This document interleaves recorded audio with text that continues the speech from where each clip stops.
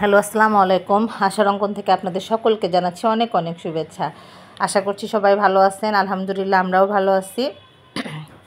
সকালবেলা as usual নাস্তা ready করতে চলে আসছি রান্নাঘরে। আজকে সারা রাত কেন যেন একটু ঘুম হয় নাই, একদমই না। এত খারাপ লাগতেছে তা বলার মতো না, মাথার মধ্যে ঝিমঝিম ঝিমঝিম করতেছে। কিন্তু দেখলাম যে না, আর শুয়ে থাকবো না, শুয়ে থাকলে দুপুরের দিকে একদম দেরি হয়ে যায়, অনেক দেরি হয়ে যায়। এই তো ভাবলাম যে তাড়াতাড়ি বাচ্চাদেরও ডেকে উঠাইছি। এই মিশনের স্কুল তো আর্লি থাকে, মাহিনের তো একটু দেরিতে। মাহিনকে উঠাই দিছি, যাবো উঠে পড়ো আর কি। নাস্তা বানাচ্ছি আর মনে মনে ভাবতেছি যে আল্লাহ, খাওয়াটা যে কেন দিছিলেন। এই খাওয়াটা যদি না থাকতো, খালি যদি ঘর গোছান থাকতো, কি যে মজা হইতো তা বলার মতো না। এই মনে মনে ভাবতেছি। আর কি বলবো, যে আসলে তখন মনে হয় আবার ভালো লাগতো না। এই খাবার জন্যই এত ঝামেলা, এত কিছু। মানে 3 বেলা কোনটার পর কি, 3 বেলা কি 6 বেলা ধরতে গেলে, কোনটার পর কি কোনটার পর কি, এই হলো অবস্থা। তার আবার এত টেস্ট, মানে এটা খাইতে ভাল লাগে না, ওটা খাইতে ভাল লাগে না, এটা এরকম ওটা সেই রকম। এই তো যে মানে যত রকম ভাবনা। আর মিশন পিছন থেকে বলতেছে যে আম্মু নাস্তা করতে ইচ্ছা করতেছে না। তার যেটা কমন কথা সেটা তো সে বলবেই। তো যাই হোক, সেটা বললে তো আর হবে না। বকাবকি করে বললাম যে না, নাস্তা করে তারপরে যেদিকে যাওয়া সব যাও, স্কুল প্রাইভেট পড়া। এই ছেলেদের অলরেডি শীট দিয়ে দিছে, আগামী মাসে পরীক্ষা। অনেক মানে পড়া জমে আছে। আর পড়ায় মনে হয় ছন্দ ফিরতেই শুধু আমার বাচ্চাদের না, প্রত্যেকটা বাচ্চাকেই বেগ পেতে হচ্ছে। কারণ এই গরমের কারণে, আবার সিলেবাসের কারণে সব কিছু কেমন জানি রেগুলার হয়ে গেছে মনে হচ্ছে আমার। এই তারপরে তো কিছু কিছু পড়ুয়া বাচ্চা আছে, তাদের ব্যাপারটা মনে হয় আলাদা। এই যে মাহিন আগে আসছে টেবিলে, সে তো চিকেন ছাড়া রুটিও খেতে চায় না। তারপর একটু বকা দিলাম, বললাম যে না, আলু ভাজি দিয়ে খাও। আর এই যে মিশন সিরিয়াল অনুযায়ী একে একে আমি ভেজে দিচ্ছি, একে একে ডাক দিচ্ছি, অ্যাজ ইউজুয়াল যা হয়। তারপরে তো চা নিয়ে বসলাম, যে না, চাটা আগে খেয়ে নেই। আমি নাস্তা এখন আর করবো না, পরে সময় পেলে না হয় করব, না হয় করব না, দুটার একটা। আর চা খেতে খেতে চিন্তা করি যে আজকে কী করা যায়, কী করা যায়। আজকে মাহিনের চিকেন রান্না করা আছে, এই আমারও মাছ ভুনা করা আছে, কিন্তু আমার বড় সাহেবের কিচ্ছু নাই। সে তো আবার ঝামেলা। এই তো যাই হোক, চিন্তা ভাবনা করে বের করি যে কী করব কী করব। আগে চাটা খেয়ে নিই, চাটা না খাওয়া পর্যন্ত মাথায় কোনো কিছুই আসবে না। এই তো অবস্থা। তারপর চাটা শেষ করে আসলাম রান্নাঘরে। ইদানিং একটু রান্নায় ফিরছি, এই মানে সঙ্গত কারণেই। সব কথা তো আর ব্যাখ্যা করা যায় না। তো ভাবলাম যে যাই, একটু না হয় গরুর গোশটা রান্না করে রাখি। গরুর গোশ যদিও আমি খাবো না, এই একদমই না, কিন্তু একটু রান্না করা থাকলে নিশ্চিন্তে থাকা যাবে। এই আমার হাতের ব্যথা কখন করে, আবার খালা কখন না আসে, এই ইত্যাদি ইত্যাদি ভেবে ভাবলাম যে গরুর গোশটা না হয় প্রেশার কুকারে উঠায় দিই। আর পাশের চুলায় করব হলো ঢ্যাঁড়স ভাজি। সেই 3-4 দিন আগে ঢ্যাঁড়স কেনা আছে, এখনও ভাজি করাই হয় নাই। কালকে খালাকে বলছি যে খালা কেটে একটু বক্সে দিয়ে যাও। আর এই যে মরিচের গুঁড়া ঢালি নাই, কারণ ঢাললে খালারা সব কিছুর মধ্যে মরিচের গুঁড়া দেয়। আমি তো মরিচের গুঁড়া ইদানিং মাছে, ছোটো মাছে বা যেখানে না দিলেই না সেখানে দিবই না ভাবছি। তা গরুর গোশে তো একটু মরিচের গুঁড়া না দিলে হবে না, এর জন্য আবার প্যাকেট ধরে একটু দিয়ে দিলাম। রান্না করতে যদি ভালো লাগে তো আসি, হাতের ব্যথার ভয় করলে তখন আবার বাদ দিয়ে দেই। এই তো অবস্থা। তো ভাবলাম যে না, খালার দেরি হয়ে যাবে নে, এর জন্য একটা জিনিস অন্তত, একটা দুটা জিনিস আগায় রাখি। আর মিশন তো সকালবেলা নাস্তা খুব কম করে, এর জন্য দেখা যায় ওর রান্নাটাও একটু জরুরি হয়ে থাকে বেশি। আর এই চুলায় দিব হলো ঢ্যাঁড়স ভাজি। বাচ্চারা কেউ ঢ্যাঁড়স ভাজি টাচও করবে না। দেখলাম যে না, আনছি যখন ঢ্যাঁড়সগুলো বেশ ভালো ছিল এরকম। আর ঢ্যাঁড়স ভাজিতে তো অ্যাজ ইউজুয়াল পেঁয়াজ অনেক বেশি লাগে, তাও আমি কমই দিলাম, আমার কারণ কাটা কম ছিল এর জন্য। আর আমার সব কিছুতে কাঁচামরিচই ভালো লাগে, অনেকে আবার গুঁড়ামরিচ টকটকে এটা বেশি পছন্দ করে। আমিও খেতাম এতদিন, কিন্তু ইদাদিন কেন যেন আবার গুঁড়ামরিচের প্রতি খুব বিতৃষ্ণা এসে গেছে। এই তো অবস্থা। এই যে ইয়াটা কষায় নিচ্ছি। আমার প্রেশার কুকারটা একটু লম্বা ধরনের, তো ক্যামেরা করতে খুব ঝামেলা হয়। আর এই যে বাইরে থেকে খুব রোদ আসতেছে, ঝকঝকে রোদ। জানালাটা খুলে রান্না করতে পারলে খুব ভালো হতো, কিন্তু সেটা তো পসিবল না, কারণ ওই যে বাতাস আসে, এই কারণে। আর আমি তো ওই বাসাটা করার সময় জানালার গ্রিলগুলো অনেক ফাঁকা ফাঁকা দিছি, এই কারণে রান্নাঘর ক্লিন করতে সুবিধা হয়, বাট ওই যে বাতাস বেশি আসে এরকম। এই যে ঢ্যাঁড়সগুলো দিয়ে দিলাম, খালা কেটে দিচ্ছিল, বক্সেই ছিল, গতকাল কেটে দিয়ে গেছি। এক চুলায় এক প্রেশার কুকারে হলো আমার গরুর গোশত, আর এক প্রেশার কুকারে হলো ঢেঁড়স ভাজি। এই এক একজনের এক এক রকম রান্না। তবে আমার বাসায় ডিসিপ্লিন মেনটেন করে খাবার দাবার খায় হলো আমার মাহিন, আর কেউ না। ওর বাবাও তেমন খেতে পছন্দ করতো না। এরকম বাসায় থাকলে ম্যাক্সিমাম টাইম দুপুরে বলতো যে ক্ষুধাই লাগে না। এই মিশনের সে একই অবস্থা। আর আমার তো শারীরিক কারণে ডাক্তার মানে যতটুকু না খেলেই না সেটুকু। তো যাই হোক, খাবার উপাখ্যান তো প্রতিদিনই বলি, কী করা যাবে, সংসারের সদস্য সংখ্যা যতজন তাদের টেস্টটা তো একটু বলতেই হবে। আর এই যে আমার গরুর গোশত, আর এখানে আমার ঢেঁড়স ভাজি। আজকে ভাতও উঠায় দেই নাই, তো ভাবলাম যে না, ঘরের কাজগুলো ডিপ ক্লিনগুলো আজকে আর করবো না। ডিপ ক্লিন করতে হবে, অনেক জায়গায় হাত দিতে হবে। চোখ যেদিকেই যাচ্ছে মনে হচ্ছে ধুলা ধুলা একটু একটু আটকে আছে। কারণ যেহেতু ঝড় বৃষ্টি গেল, এখন আবার সব একটু ডিপ ক্লিন করলে বেশ কিছুদিন মানে চকচকে থাকা যাবে। দু একের মধ্যে করে ফেলতে হবে ইনশাল্লাহ ইনশাল্লাহ। এই তো অবস্থা। আমার রুমে চাদরটাও চেঞ্জ করা দরকার ছিল, তা আজকে আর করবো না, আল্লাহ যদি বাঁচায় রাখে আগামীকাল। আর এই যে আমার ঢেঁড়স ভাজি হচ্ছে। ঢেঁড়স ভাজি তো মানে ঢেকে দিয়ে না করলেই ভালো, কিন্তু আমার আবার সব ঢাকা দেওয়ার অভ্যাস। এই আর ঢেঁড়স ভাজি তো সাধারণত বেশি করলেও কমে যায়, আর খুব একটা বেশি ছিল না, অল্পই ছিল। আমি তো সবসময় সবজি খুব কম কিনি, ওরা জোর করে যদি বেশি দেয় তারপরেও বলি যে না আরও কম। এই হলো অবস্থা। আর এই যে গরুর গোশতটা মানে কষানো হচ্ছে, দেখা যাক। যদিও আমাদের সিলিন্ডার গ্যাস, মানে প্রেশার কুকার ছাড়া গরুর গোশত চিন্তাই করা যায় না। এই হলো অবস্থা। তো আমার ঢেঁড়স ভাজিটা হয়ে গেছে। আর এই পাশে এই চুলায় দিয়ে দিলাম হলো ভাত। এখন মনে হয় বাজে কয়টা খেয়াল করি নাই, হয়তো 12টা তো হবেই মিনিমাম। তা হবে। তো দেখলাম যে না, ভাতটা হয়ে যাক। যদিও এই হাঁড়িতে ভাতটা খুব ডিস্টার্ব করতেছে, চালটাও আমার ঝামেলা হচ্ছে। এখন তারপরেও খেতে তো হবে, আবার ফেরত দেওয়া বললে রিপন ভাই নিয়ে যাবে। বাট কাউকে আসলে আমি সচরাচর বিরক্ত করতে পছন্দ করি না। অনেকে আবার মনে করে যে না, টাকা দেই তাই, টাকা দিয়ে তাতে কি হয়েছে, একটু যদি ম্যানেজ করে নেওয়া যায় এইটা। তো আমি এবার একটু চেঞ্জ করে দিলাম। এই যে আমার রান্নাবান্না কিন্তু সব শেষ। মানে মাঝে আর এত দেখানো সম্ভব হয় নাই, ভিডিও বড় হয়ে যায়, ক্যামেরা রাখার জায়গা নাই, জ্বালা যন্ত্রণা শেষ নাই। আর এই যে আমি রান্নার শেষে এভাবে সবসময়ই মানে রান্নাঘরটা ক্লিন করে বের হই। যদিও আজকে খুব একটা ডিপ ক্লিন করবো না, চুলা গরম, আবার কোন দিক দিয়ে সেকা খাই, এর জন্য আর সময়ও নাই। তো ভাবলাম যে না, যতটুকু পারি একটু দিয়ে গ্লাস ক্লিনার দিয়ে গ্যাসের চুলাটা না হয় মুছে নিই। আর এখানে আমি যে একটা ট্রে রাখা ছিল সেটা আবার ক্যান্সেল করে একটা র্যাকের মতো রাখলাম, যাতে জায়গাটা আর একটু বাড়তি হয়। কি করা যাবে, মানে ছোটো বা চাপা রান্নাঘরে যতই যে দিক থেকে যাই করি না কেন, ওই দেখা যায় যে হয়েই যায়। আর রান্না করাটা না যতটা মানে কষ্ট বা যতটা কি বলবো ম্যান্ডেটরি, তারপরে আবার রান্নাঘরে ক্লিন করাটাও আমার কাছে মনে হয় যে ঠিক অতটাই জরুরি। এই যে আমার গরুর গোশতের ফাইনাল লুক। মনে হয় ঝাল হয়েছে, তবে আমি মানে মনের ভুলেও মানে ছুঁয়ে দেখবো না ইনশাল্লাহ। আর এই যে আমার ভাতও হয়ে গেছে। ভাত রান্না করা খুব কষ্ট, ঘাড়ের উপর দাঁড়ায় থাকতে হয়, অসহ্য একটা ব্যাপার এখন হয়ে দাঁড়াইছে। বারবার চুলা মুছতেছি। আর এখানে আমার ঢেঁড়স ভাজিটা আমার কাছে খুব মনে হয় ভালো হয়েছে এরকম মনে হচ্ছে। এই তো অবস্থা। আর এই যে রান্নাঘরে সব দিকে কিন্তু হাত দিতে হয়, কোনো দিকে হাত না দিলে হয় না। রান্নাঘরের উপরের সেলফগুলো সব ডিপ ক্লিন করতে হবে খুব অল্প দিনের মধ্যেই, 2-1 মধ্যে, কিছু করার নাই। এই তো হলো অবস্থা। পরিষ্কার পরিচ্ছন্ন ছাড়া থাকার কোনো উপায়ই নাই।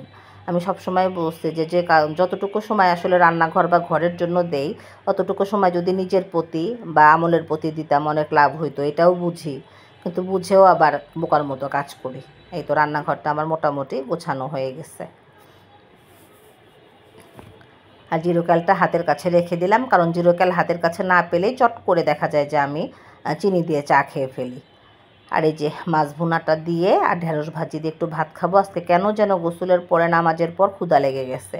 এখন মনে হয় বাজে প্রায় 2:30, 2:30 কি 2:30 তো হবেই, ঘড়ি দেখি নাই যদিও। তো এই যে একটু ঢেঁড়স ভাজি নিছি আর জাস্ট একটু মাছ ভুনা দিয়ে আমি ভাতটুকু খাবো। এই হলো আমার ঘরের অবস্থা। এক একজনের এক এক রুচি, এক এক টেস্ট, কিচ্ছু করার নাই।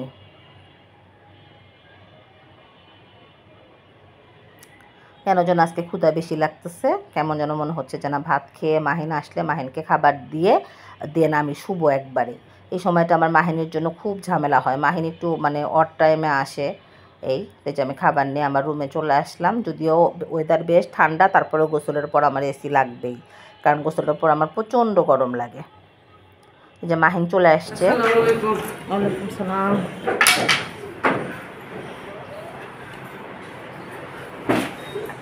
সব ক্লাস শেষ করছো? ক্ষুধা লেগে গেছে, ভাত দিয়ে দিব? ঠিক আছে। এখন মাহিনকে খাবার দিয়ে দিব। খাবার আগে দিয়ে দিয়েই এখন বাজে প্রায় 6টা বাজতে মনে হয় 10 মিনিট দেরি আছে। তো ভাবলাম যে একটু বারান্দাটা দেখে আসি। আর এই যে বাইরে শান্ত পরিবেশ, রোদ নাই, লোকজনের বেশ আরাম হয়েছে। এই যে এদিক সেদিক যাচ্ছে। আর যে কদিন কিন্তু রোদের মানে তীব্রতা ছিল, লোকজন অহেতুক মনে হয় বের হয় নাই আমার ধারণা। যদিও এটা পিছন দিকের রাস্তা, জাস্ট মহল্লার মধ্যে ঢোকার। এই রোদ নাই, বাতাসও যে আজকে খুব একটা বেশি তা নাই, তবে ওয়েদারটা যেহেতু ঠান্ডা, গরম নাই। এই যে বাইরের পরিবেশটা খুব সুন্দর। তো যাই হোক, পরিবেশ দেখাতে দেখাতে আমার তো চা খেতেই হবে। আর এই যে আমার এই গাছটা একদম এত সুন্দর পাতা গজাইছে, তা বলার মতো না। যাক মাশাআল্লাহ, আমি তো ভাবছিলাম যে মরেই যাবে, বাঁচার কোনো কথাই ছিল না। তারপর দেখা যাচ্ছে না, খুব সুন্দর হয়েছে। এখন একটা পাতাও কিন্তু ছিল না। আমি তো জানি না যে পাতা পড়ে যে গজাবে, আমি ভাবছিলাম মনে হয় মরেই যাবে। তো যাই হোক, এখন আমি বেজায় খুশি। এই আর এই যে আমার বড় ছেলের বই পুস্তক সব তার বালিশের কাছে, এটার বলে লাভ নাই। এরকমই অযথা লাইট দিব না। ডাইনিংয়ে আসবো চা খেতে না, চা বানাতে। উফ, ছেলেরা যে কবে একটু পারফেক্টলি চা বানান শিখবে। মিশন একটু শিখছে, বাট মাহিন তো আবার এই যে চুলা এগুলো ধরাতে পারে না ঠিক মতো। এই তো যন্ত্রণা। বিকালবেলার চাটা মাঝে মধ্যে মনে হয় যে কেউ যদি একটু বানায় দিত। ছেলের বউরা আস্তে আস্তে তো এখনো কয় বছর, আল্লাহ হিসাব করতে হবে। মিনিমাম 10 বছর তো হবেই, মিনিমাম। তার আগে তো সম্ভাবনা নেই। আর বাসা বড় হলে পার্মানেন্ট মানে খালা টালা রাখার একটা চিন্তা ভাবনা করতাম। এই পিচ্ছি বাসায় মানে পার্মানেন্ট খালা রাখা মানে কি বলবো, অসম্ভব। এটা সম্ভবই না। তো যাই হোক, ব্যাপার না। আসলাম যে একটু চা বানায় মাথাটা আগে করে নিই। ঘুমানোর অনেক চেষ্টা করলাম, বাট ঘুম তো আমার চোখের 1000 মাইলের মধ্যেও নাই। কাজেই ঘুমের জন্য আর অপেক্ষা করে লাভ নেই। রাগ করে উঠে পড়লাম। অনেক খারাপ লাগতেছে, মাথা ব্যথা করতেছে, ভালো লাগতেছে না। ওর বাবা ফোন দিছিল, তাকেও বললাম। আর আমি অনেক দিন হলো না মানে গোছ গাছের দিকে কোনো মানে নজর দিচ্ছি না, কোনো রকম করে যাচ্ছি।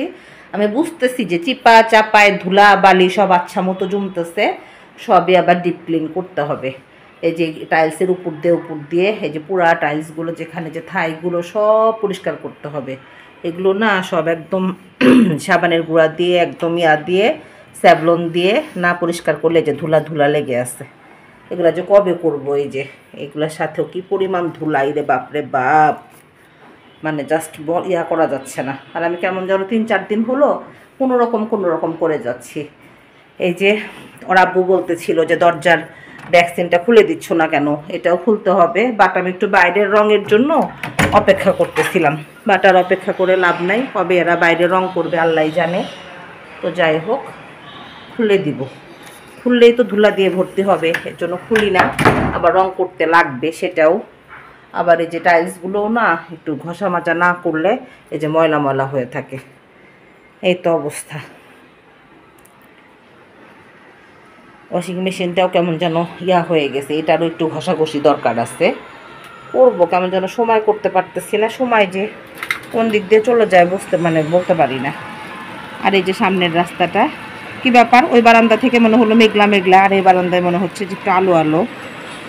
তো যাই হোক, এগুলো সব কি যেন বলে, আবহাওয়ার তারতম্য হয়তো এই কারণে। এই যে ওই শোকেসটার ভিতরে অনেক ধুলা জমে গেছে দেখতেছি, বাট এই আজাইরা কাজগুলো আবার নিতে হবে। কোথাও মানে চোখের সামনে ধুলা পড়বে, এটা তো একদম যাতা অবস্থা, মেনেই নেওয়া যায় না। এ তো আমার বক করতে চার পানি প্রায় ফুটে গেছে। এই তো বিকালবেলা চা রেডি হয়ে গেছে। মাহিনকে বলতেছে যে আব্বু চা নিয়ে যাও, আমি আর মাহিন চা খাবো, মিশন একটু পরে খাবে। মাহিনও বিকালবেলা চার জন্য একদম পাগল হয়ে যায়। এই হলো অবস্থা। ঘুমানোর জন্য বেশ চেষ্টা করলাম, বললাম যে না, ঘুম যেহেতু আসবে না তাহলে না হয় চাটাই খেয়ে নেই। আজকে ইচ্ছা ছিল যে আসরের নামাজের পরে মাগরিব পর্যন্ত শুয়ে থাকবো, কিন্তু ফোন আসলো, এই তো ঝামেলা। আর এই যে মাহিন আঙ্গুল দিয়ে দেখাচ্ছে তাকে কেন মানে ওই মেলামাইনের কাপে চা দেওয়া হয়, এই সেটা আবার আমি তাকে বুঝাচ্ছি। আর এই যে মাহিন বসে গেছে, তার পছন্দের বিস্কিট নাই, তার অনেক অভিযোগ তার প্রতি, মানে সে খেয়ালকে বলে ধ্যান, এই অনেক কথা অনেকভাবে বলে। যাই হোক, তো সেটা বললাম যে আচ্ছা আমি নিচে গেলে। আর এই যে আমার সুন্দর কাপ, সুন্দর কাপ মানে এই কাপটা আবার নতুন নিছি, এটাতে চা খাচ্ছি। তারপরে সন্ধ্যার পর চলে আসছি একটু মিনা বাজারে, আমার হালকা কয়েকটা জিনিস লাগবে তাই। তবে যেটার জন্য আসছিলাম সেটা ওরা খুব চেষ্টা করলো, খুঁজে পেল না। আমি সেদিন দেখছিলাম, বাট আজকে আবার কেন যেন মানে ওরা পাচ্ছে না, নাকি ভুলই দেখছিলাম। তো যাই হোক, দু একটা টুকিটাকি জিনিস নিয়ে ভাবলাম যে না, যেহেতু মিনা বাজারের সামনে দিয়ে যাচ্ছি, বাসা চিনিটাও শেষ হয়ে গেছিলো, এই তো ভাবলাম যে নিয়ে নেই। এই তো ইত্যাদি ইত্যাদি। আর হাঁটার সময় দেখা যায় যে সন্ধ্যার পর তো আমি হাঁটি, দেখা যায় যে মানে বের হওয়াই হয় এরকম। আর মিনা বাজারটা হয়ে আশেপাশের অনেক মনে হয় যে ইয়ার দোকান, এই ধরনের দোকানগুলো বেশ ইয়া হয়ে গেছে, মানে কি বলবো, মানে একটু কম চলে এখন। সব রকমের কাস্টমারদেরই দেখে যে মিনা বাজারের দিকে আসে, মানুষ তো অনেক এখন ইয়া হয়ে গেছে, মানে কি বলবো, রুচিশীল হয়ে গেছে। আর এক ফ্লোরে যেহেতু সব পাওয়া যায় হাতের কাছে, রারবাগে তো এখন স্বপ্ন চলে আসছে, মিনা বাজারও বাসার সামনেই, সবারই মনে হয় সুবিধা হয়েছে। যাই হোক, এই যে ছেলেটা আমাকে হেল্প করতেছে। এই এখানে তো আবার ভিডিও করতে তাদের মানা, তারপর আজকে তেমন কিছু বললো না, ওরা মনে হয় জানে যে আপাকে বললো আপা শুনবে না। এই তো বললাম যে যাক ভালোই হয়েছে। আর একটা কী যেন খুঁজতেছিলাম, যাই হোক খুঁজে টুজে ভাবলাম যে না, বেশি কিছু লাগবে না, জাস্ট যে কটা জিনিস না হলেই না, সে কটা জিনিস নিয়ে ক্যাশে বিল দিয়ে ভাবলাম যে যাই, বাসায় চলে যেতে হবে। হাতে আবার দুইটা গাছও আছে, এমনিতে হাতের ব্যথা, এত টানাটানি করতে পারবো না। আবারও বলি, স্বপ্নের চেয়ে এদের সার্ভিস অনেক ভালো রায়েরবাগে, এই সেদিক থেকে আমি অনেক খুশি। আর এই যে আমি মনোযোগ সহকারে বিলটা দেখে পে করে ভাবলাম যে না, বের হয়ে যাই। তারপরে যে বাসায় চলে আসছি, প্রচণ্ড ক্ষুধা লেগে গেছে। মাহিন বলে দিছিল পেটি জানার জন্য। এই তা আমাদের এখানে গোল্ডেন বেকারের পেটিসটা বেশ মজা, নিয়ে আসছি। তো মাহিনকে বললাম যে মাহিন খাও, মিশন ভাত খেয়ে নিছে, সে খাবে না। আর এই যে আমার হাবি যাবি, সেই সাথে আমার চোখের সামনে দুইটা গাছ, দুইটা টপ খালি হয়ে আছে, একদম দেখতে ভাল লাগতেছিল না। তো একটা পরিচিত জুতার দোকানের সামনে বেশ গাছ আছে, উনি বিক্রি করে বলে না, কিন্তু আবার চাইলেও যে না করা তা করে না। তো ভাবলাম যে আজকে দুইটা গাছ না হয় না নিয়ে যাই।